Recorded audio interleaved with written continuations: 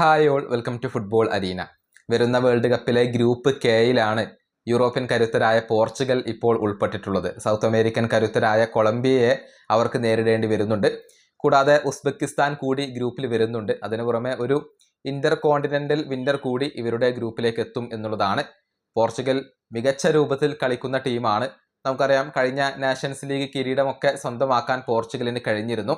ഏതായാലും അവരുടെ സൂപ്പർ താരമായ വീട്ടീഞ്ഞ ഇപ്പോൾ വേൾഡ് കപ്പിനെ കുറിച്ച് സംസാരിച്ചിട്ടുണ്ട്. അതായത് ക്ലബ്ബ് വേൾഡ് കപ്പ് കളിച്ച സമയത്ത് അമേരിക്കയിലെ ആ ഒരു സാഹചര്യങ്ങളെല്ലാം തങ്ങൾക്ക് മനസ്സിലായി എന്നാണ് വീട്ടീഞ്ഞ പറഞ്ഞിട്ടുള്ളത്.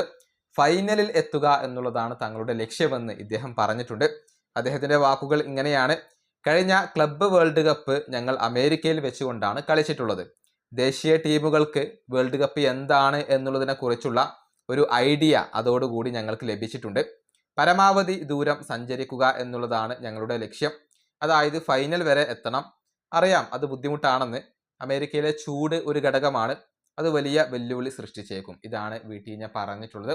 അതായത് ആ ഒരു കാലാവസ്ഥയോട് പൊരുത്തപ്പെട്ടുകൊണ്ട് കളിക്കാൻ ബുദ്ധിമുട്ടാണ് എന്ന കാര്യം അദ്ദേഹം ഇപ്പോൾ തുറന്നു പറഞ്ഞിട്ടുണ്ട്. പക്ഷെ ഫൈനൽ തന്നെയാണ് പോർച്ചുഗൽ ഇപ്പോൾ ലക്ഷ്യം വെക്കുന്നത്.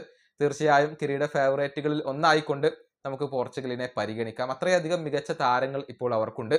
മാത്രമല്ല, ക്രിസ്ത്യാനോ റൊണാൾഡോ തൻ്റെ കരിയറിലെ അവസാനത്തെ വേൾഡ് കപ്പ് കളിക്കാനുള്ള ഒരുക്കത്തിലാണ് ഇപ്പോഴുള്ളത്. ഈ വീഡിയോ അവസാനിപ്പിക്കുന്നു. അടുത്തൊരു വീണ്ടും കാണാം.